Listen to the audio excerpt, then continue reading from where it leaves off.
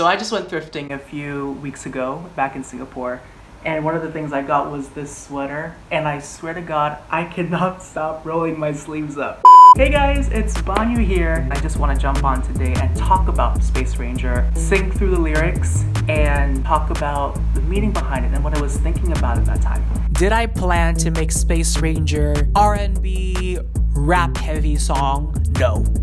I honestly was just experimenting. I had to learn how to use GarageBand, how to layer the beats, how to make the song sound good. I learned a little bit of basic mixing and mastering, and after weeks and weeks and weeks of trial and error and testing out different things, the beat of Space Ranger really clicked, and I was like, this is a pretty darn good beat. It's pretty catchy, it's pretty chill. Let's try writing some space-themed lyrics here. Sticking on to the theme of Space Ranger, I bought myself a Space Ranger themed lunchbox cake. There we go, it's a Space Ranger lunchbox cake. Look at that. Oh my god. Oh wow.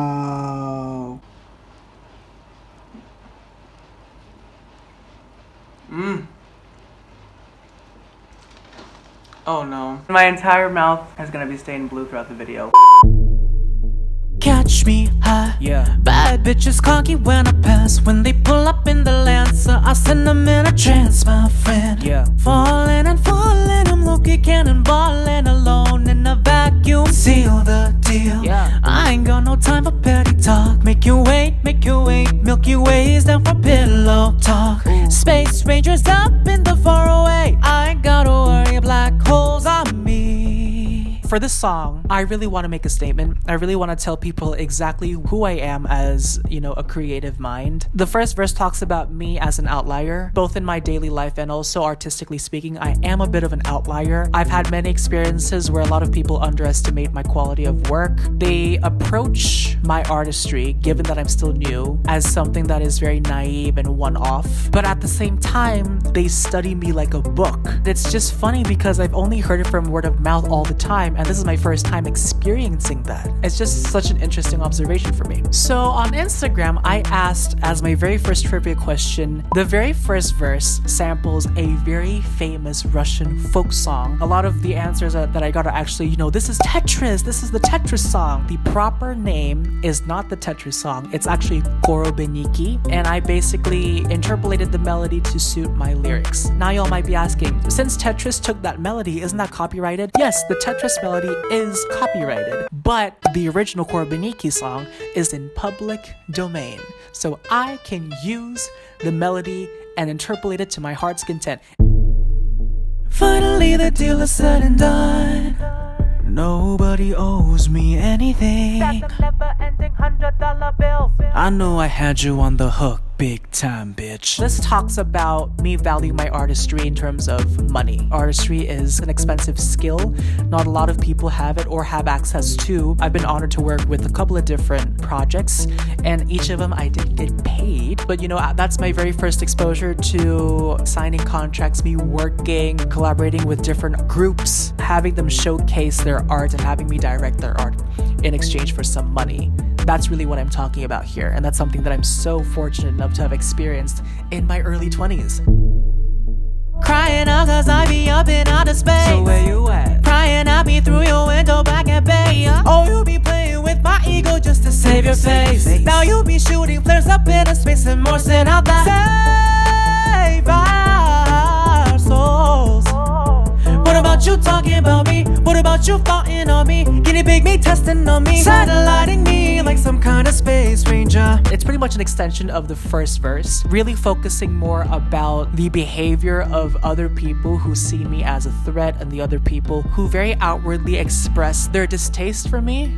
And seeing that I am an outlier, this just draws the duality between my position and the position of other people, where they see me and they gawk at me and they mock my work and they make fun of me and all that stuff, but from afar they really observe and monitor me as if like a space ranger finding an unidentified object in space and they don't know what it is, so they study it. They study it. If there's anything useful, they exploit it, and then they send it back out into space as if it's nothing.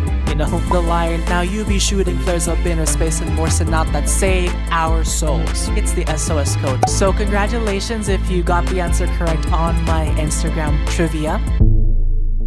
I, not you, me.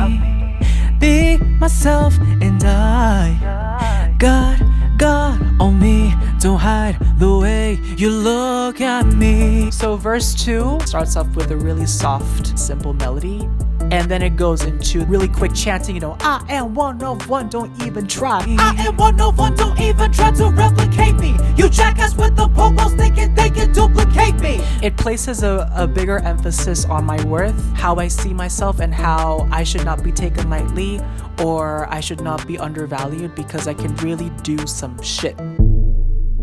You needed that, bitch, you needed that. Don't hide behind your bro, I got this, I'm a man, huh?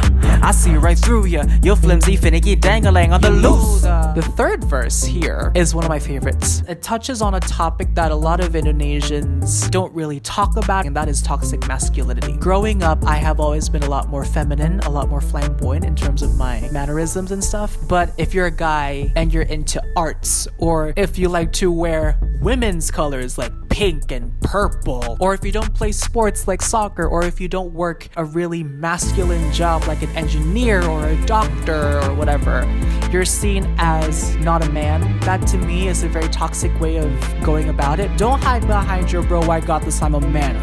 That's that toxic masculinity that I'm trying to bring out, you know?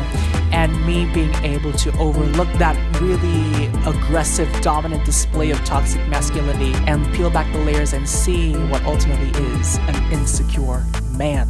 Minute Maid with that ape and I'll supply me with that juice. Stepping on this beat, I am tripping, call me brand new. And I do what I do cause I like deep better when I'm on a high. Appetite for the masses about me, waka. Banyu still alive. All stations free of foreign object debris. The second half of verse 3 talks about my liberties, you know, and I do what I do because I like it better when I'm on a high. I'm referring to on a roll, when I'm in the zone, when I'm inspired. I'm a Pisces, I'm a dreamer. When my head is in the clouds, you cannot stop me from just pumping out inspiration. Tryna tell this up until a motherfucker let your dreams go. Gonna try to fuck me over? I'ma go supernova! So in my third and last trivia question on Instagram, I asked what does the term sapodilla refer to? And just to get it clear, no, it is not a pasta. And also, it does not refer to the failure of a person, though that's a very good try. I derived the term sapodilla from the Indonesian phrase sawo mateng, which actually describes an Indonesian skin tone. So if I remember properly, back then when we had the first generation KTPs, a person's skin color would be listed on there. If you're a local Indonesian or a pribumi, your skin tone would be sawo mateng. And sawo in English is sapodilla or sapodilla, depending on how you say it. And if you've seen the actual fruit, it actually looks pretty much exactly the same shade as an Indonesian's skin color. For those of you who have known me even before Banyu, right? You wouldn't expect to hear a song like this, which is why I found it appropriate to end the song by going, be real, y'all didn't expect to find me here. And that, my friends, is Space Ranger. To all of you watching right now, please, please, please stream Space Ranger. I've got so many projects on the way. I've got so many songs that I've yet to, release. And hopefully I can collaborate with some people. I would love, love, love to collaborate with some people. I think this is by far going to be the best year of my life. But I'm not going to jinx it yet. See you guys soon.